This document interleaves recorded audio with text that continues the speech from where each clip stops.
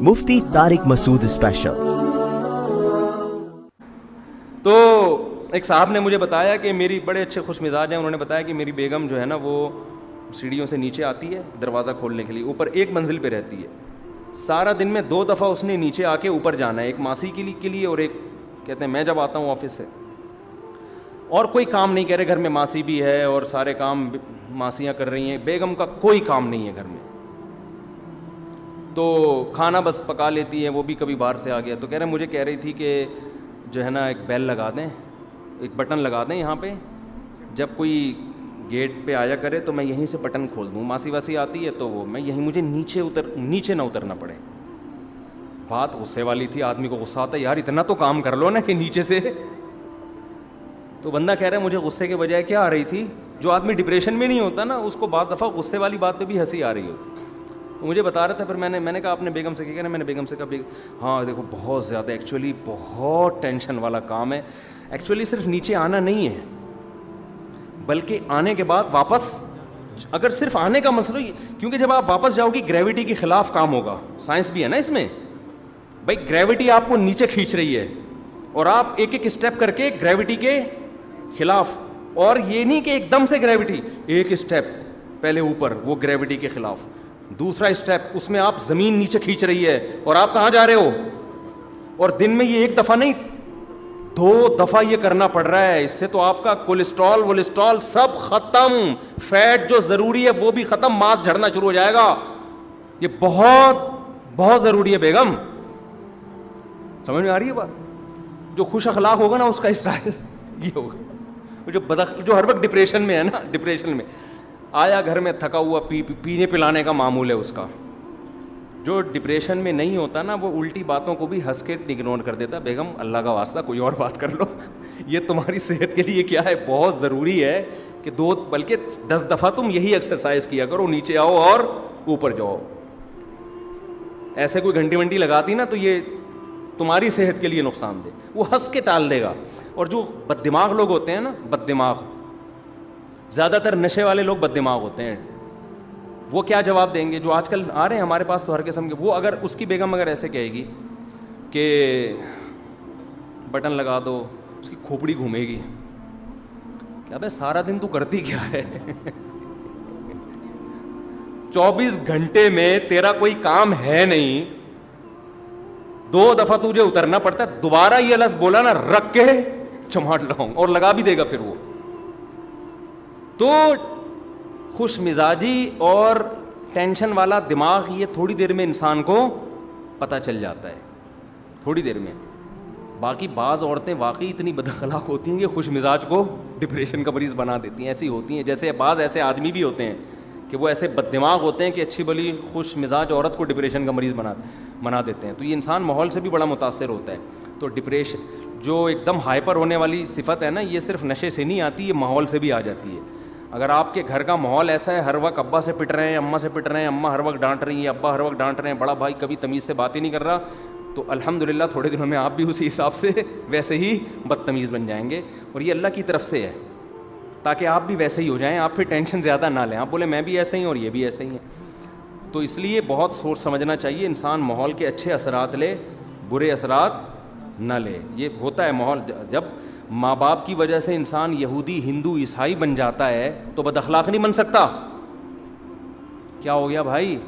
آپ کہہ سکتے ہو نہیں ماں باپ کی وجہ سے تو اچھا بھی بنتا ہے، برا بھی بنتا ہے ماں باپ کی وجہ سے۔ اس میں ماں باپ کو یہ سوچنا چاہیے کہ بچوں کے سامنے کم از کم ہم آپس میں اپنے اخلاق کو تھوڑا سا اچھا رکھ لیں، ورنہ بچے بدتمیز بنیں گے۔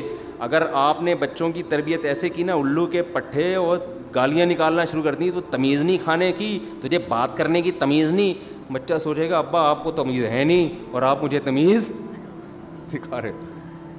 تمیز ایسی چیز نہیں ہے جو بچے کو باقاعدہ لیکچر دے کے سکھائی جائے۔ گھر میں ماں باپ اگر بچے کے ساتھ عزت احترام سے بات کریں گے، بیٹا دیکھو جو عزت دار خاندان ہوتے ہیں ان کے بچے کیسے اچھی طرح سے بات کرتے ہیں، آئیے بیٹھیے، کیونکہ انہوں نے ابا اماں سے یہی سنا ہوتا ہے، ابا اماں سے کہہ رہے ہوتے ہیں لائیے کھانا لگا دیجیے، ایسے کہہ رہے ہوتے ہیں ابا، اور وائف ہسبینڈ سے کہہ رہی ہوتی ہے کہ مجھے پیسے چاہیے، اگر آپ دے دیں تو میں تھوڑی سی شاپنگ کرنا چاہتی ہوں، شوہر کہہ دیں نہیں چلیں کوئی بات نہیں، کوئی ایسا مسئلہ نہیں ہے۔ یہ ایسے تمیز اگر چل رہی ہو تو بچے بھی کیسے پیدا ہوتے ہیں، تمیز سے پیدا. وہ جو ٹیبلٹ والا لطیفہ یاد کر لیے, وہ تمیز والا نہیں, ڈاکٹر نے کھلا دیا تھا.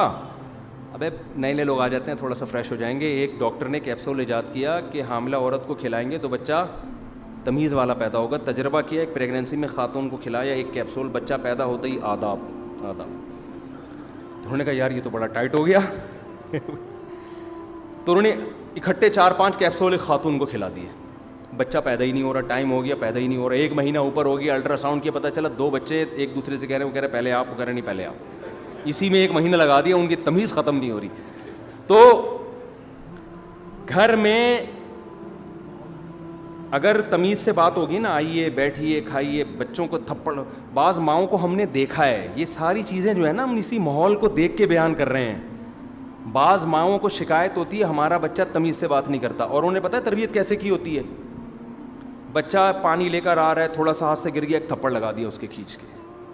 یار کیا ہو گیا یار, بچے کے ہاتھ سے پانی گر گیا ہے, بچے کے ہاتھ سے چائے گر گئی ہے, آپ کے ہاتھ نہیں رک رہے, ایک تھپڑ لگا دیا, وہ گھوم گیا پورا نا.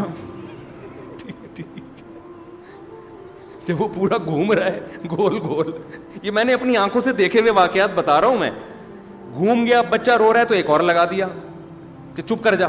وہ چپ تو ہو جائے گا مار کے خوف سے, لیکن سمجھ گو کہ اس کے اخلاق گئے تیل لینے, وہ بدتمیز بنے گا, وہ ایٹیٹیوڈ ویٹیٹیوڈ ختم.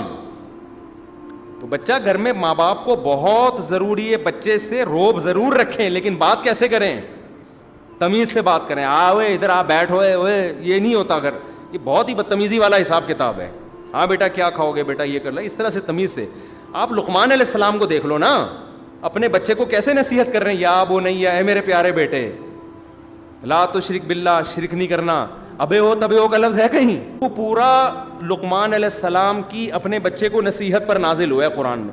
پورے رکوع میں نہ ابے کا لفظ ہے, نہ تبے کا لفظ ہے, نہ اڑے کا لفظ ہے, نہ اوے کا لفظ ہے.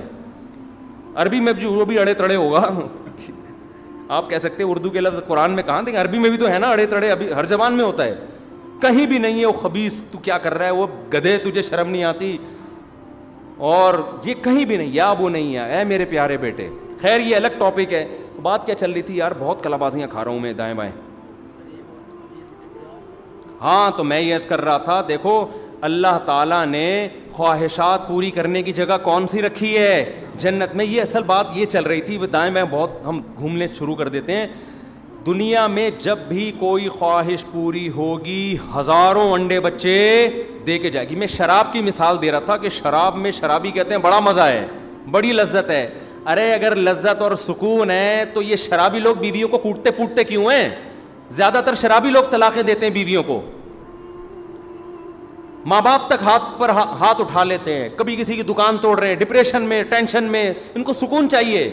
جو نہیں پیتا وہ کیسے ہوتا ہے, اس کے چہرے پہ رونق ہوگی, وہ اس کے چہرے سے دیکھ کے لگے گا یار پرسکون حالت میں آئیے. تو یہ کتنی بڑی مثال ہے, جس چیز میں جتنی زیادہ عیاشی اسی میں اتنی زیادہ ٹینشن. سمجھ رہے ہیں کہ نہیں سمجھ رہے؟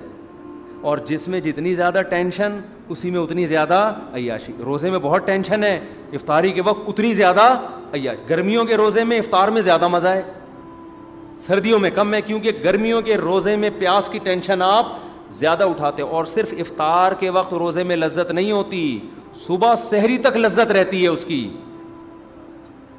اور پھر پورا مہینہ جو آپ یہ پریکٹس کرتے ہو, اس کے بعد جو آپ کی صحت کو فائدے ہوتے ہیں, اور آپ کی بہت سارے فائدے ہوتے ہیں. بھی میں فائدے بیان کروں گا, پورا ایک نیا ٹاپک شروع ہو جائے گا, وہ الگ ہیں. پھر آخرت کا ثواب الگ, اللہ کی رضا الگ.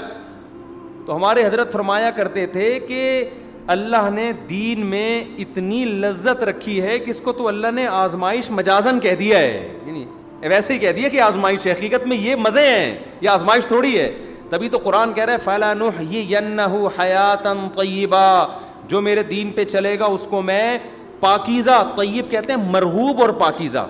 دیکھو طیب ایسی پاکیزہ چیز کو کہتے ہیں جس کی پاکیزگی کی وجہ سے اس میں رغبت ہو, آپ کو صاف ستھرے ہونے کی وجہ سے اٹریکشن ہو.